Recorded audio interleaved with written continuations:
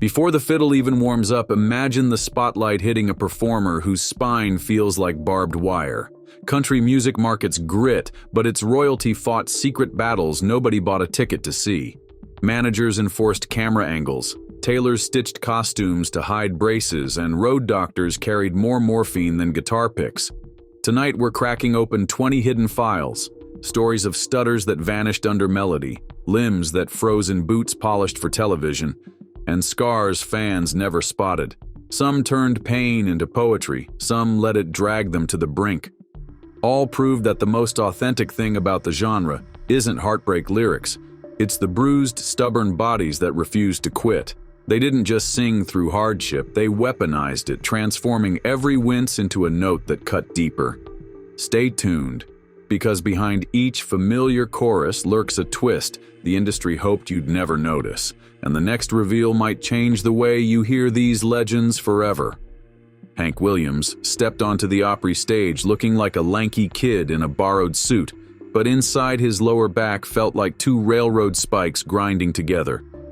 Born with spina bifida occulta, he grew hunched before adolescence and learned early that liquor dulled the lightning.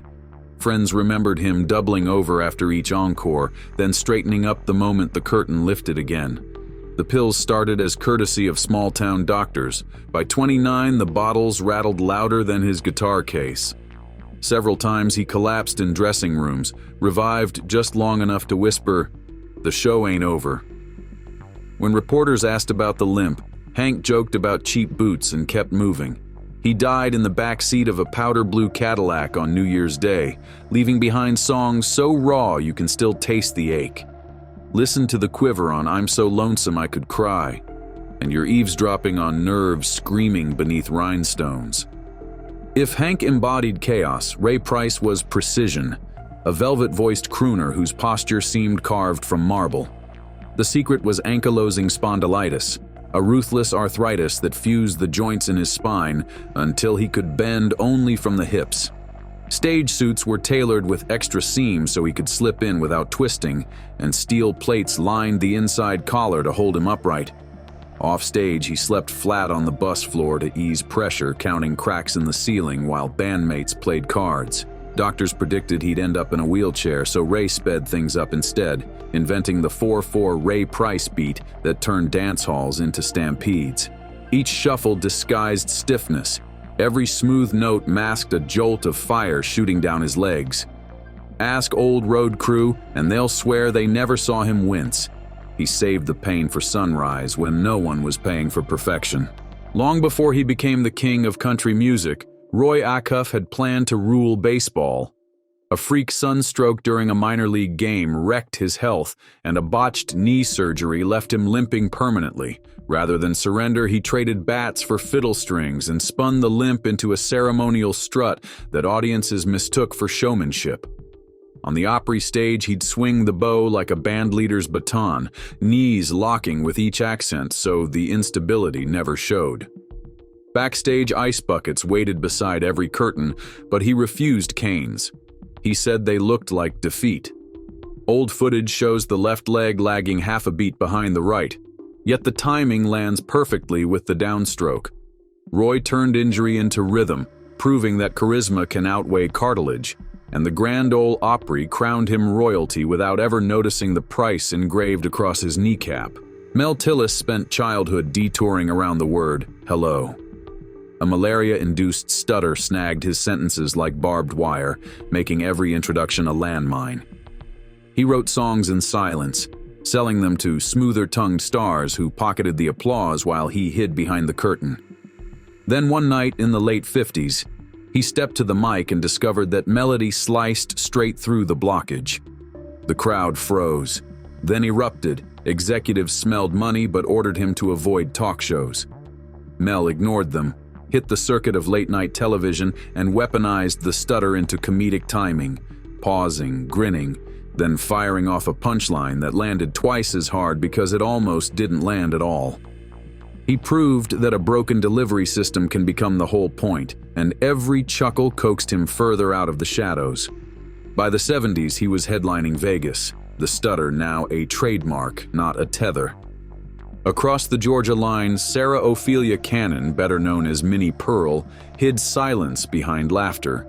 Years of untreated ear infections eroded her hearing until consonants blurred like spilled ink.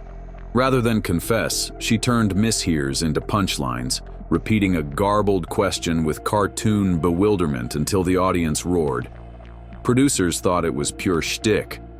Only close friends knew she memorized every cue 2 beats early to compensate. When her signature hat swung its price tag, it wasn't just folksy branding. It also covered discreet in-ear devices that helped her catch the final applause. Minnie once joked that she never heard a boo in her life, and maybe that was blissful ignorance. Either way, she translated auditory gaps into comedic timing so precise even perfect hearing couldn't have improved it, proving that sometimes the best punch lands in the spaces where sound drops out. Conway Twitty's silky baritone made hearts melt, but inside his ears, a quiet war raged. Decades of blasting monitors left him with creeping hearing loss he refused to admit. In rehearsal, he blamed missed cues on tired bandmates. In studio, he nudged faders higher until engineers complained. Finally, a discreet audiologist fit him with custom in-ear aids tinted to match skin, hidden beneath those jet-black curls. The tech kept him pitch perfect on stage, yet occasionally he'd forget to switch modes and talk over interviewers, earning a reputation for arrogance. That secret imbalance added tension to every live set. Would the next note land?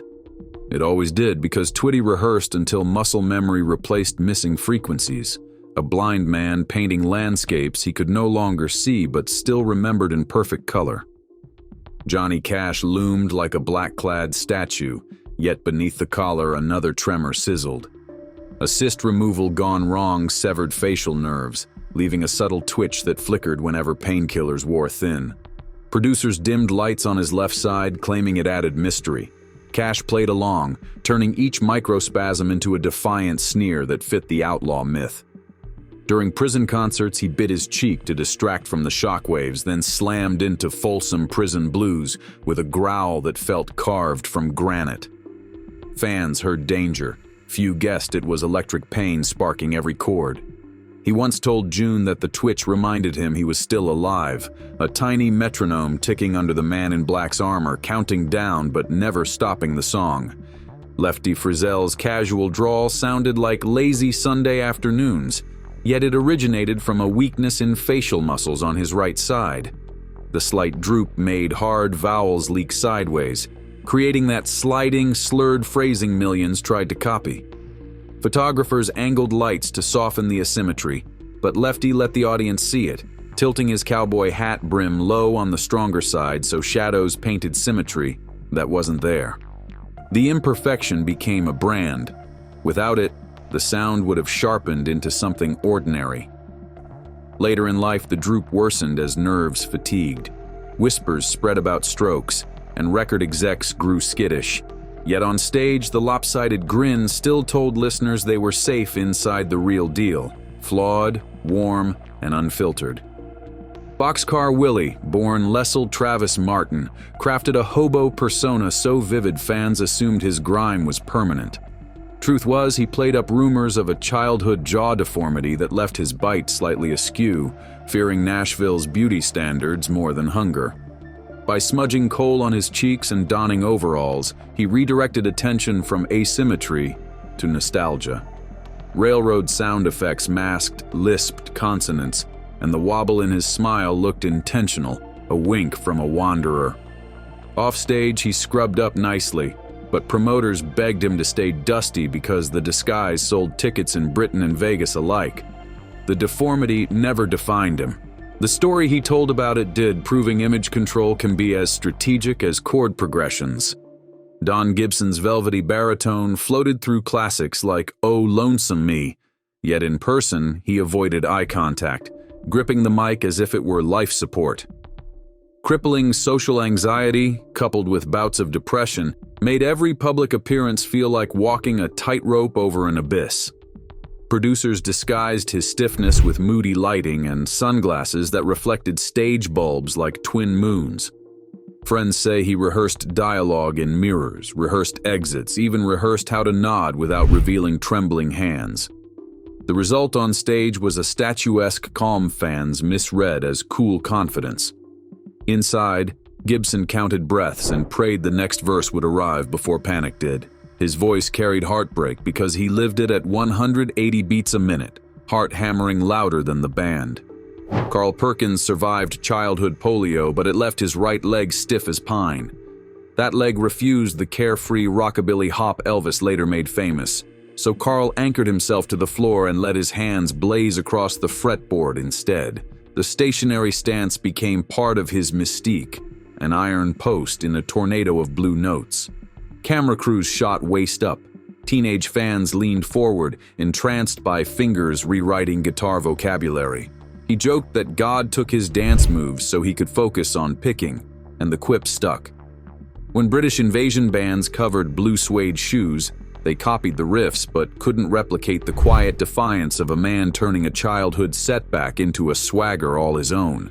Tennessee Ernie Ford weighed a commanding presence, yet by the late 60s, bone spurs stabbed his feet with every step.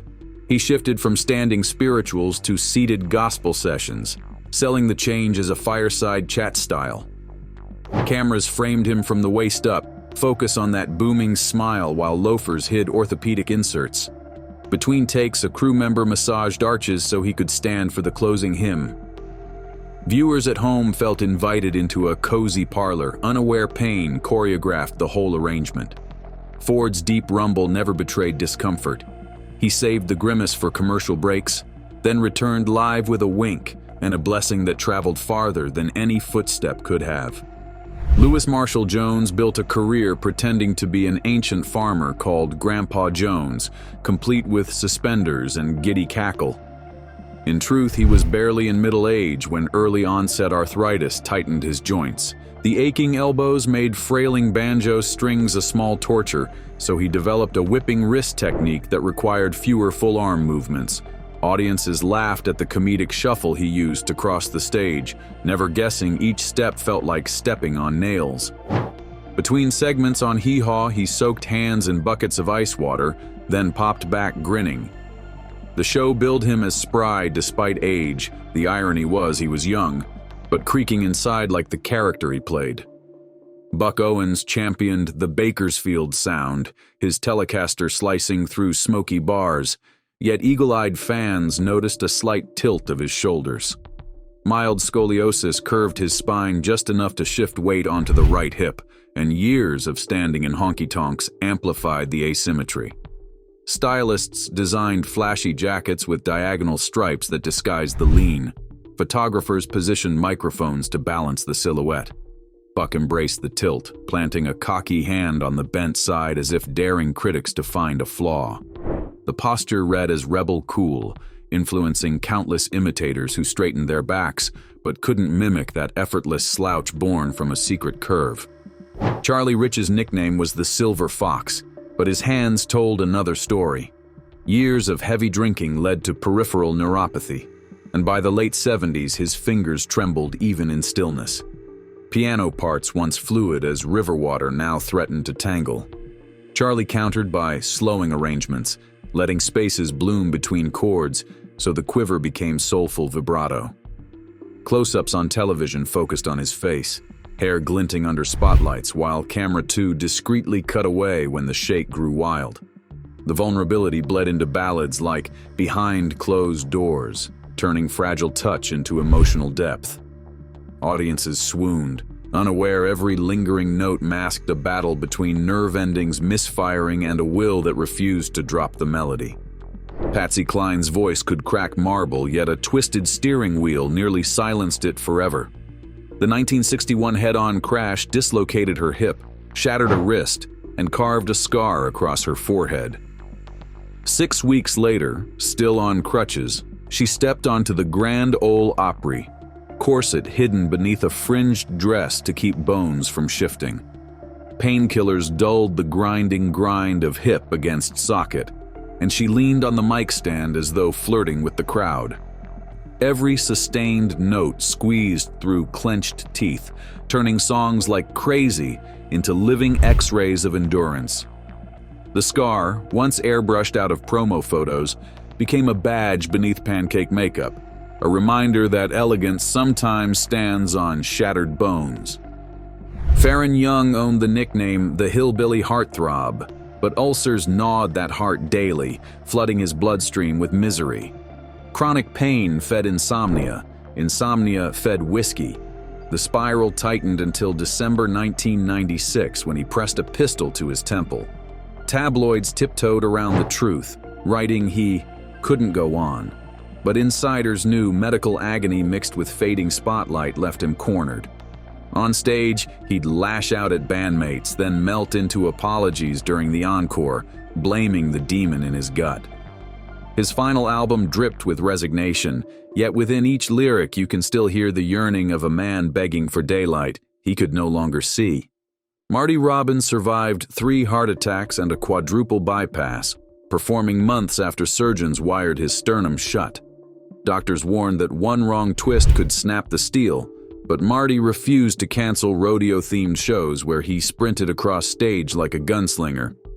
He concealed a padded chest plate beneath rhinestones, and only the front row could spot the occasional wince when he grabbed high notes. Between songs, he joked that he had more horsepower in his chest than his tour bus. The risk electrified every performance. Fans weren't just watching music, they were watching a man duel mortality with a grin and a Telecaster. Jimmy Dean wasn't only the sausage king, he was a country crooner whose hands shook unpredictably. A neurological tremor rattled his guitar picking, so directors staged him behind podiums or placed props in his grip to steady the view. He countered by perfecting elongated vocal phrasing, stretching syllables so the accompaniment could simplify underneath. Viewers attributed the minimal strumming to showmanship, never suspecting his nervous system had its own metronome. When Big Bad John hit #1, the tremor twitched the gold record as he held it aloft on camera. He laughed it off, joking that miners are supposed to shake after coming out of the dark. Johnny Horton carried the swagger of a gunslinging storyteller, but partial facial paralysis from Bell's palsy left one smile corner frozen. He learned to pose 3/4 profile, letting lighting flatten the asymmetry, and shouted his saga songs with a vigor that blurred facial subtleties. Offstage, he massaged the numb cheek with calloused fingers, hoping to coax life back. Some say the stillness added gravitas, making him look unflappable during TV close-ups. On a foggy Texas highway in 1960, a drunk driver ended his story, but replay north to Alaska and watch how the immobile half-smile somehow sells an expedition farther than any grin could travel. Every legend you just encountered reshaped pain into poetry, proving that country music's real instrument is the human body itself, bruised, bent, yet still humming. The industry may have hidden braces beneath sequins and erased scars with soft focus, but those edits never fooled the microphone. A stutter became syncopation, a limp sparked new rhythms, a damaged jaw birthed a rebel's snarl.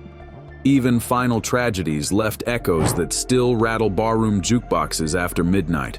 The next time a classic spins, picture ice buckets, prescriptions taped beneath amps, and doctors riding along on tour buses that never slowed down. Remember that perfection was always a mirage. Authenticity grew from imperfections nobody was supposed to see. And if you feel your own flaws tightening like guitar strings, let these 20 voices remind you. The note that cracks is often the one that makes the whole room listen, then sing along, because truly broken strings don't end the tune, they start the encore. If you enjoyed this video, like and subscribe, and also click the next video shown on your screen.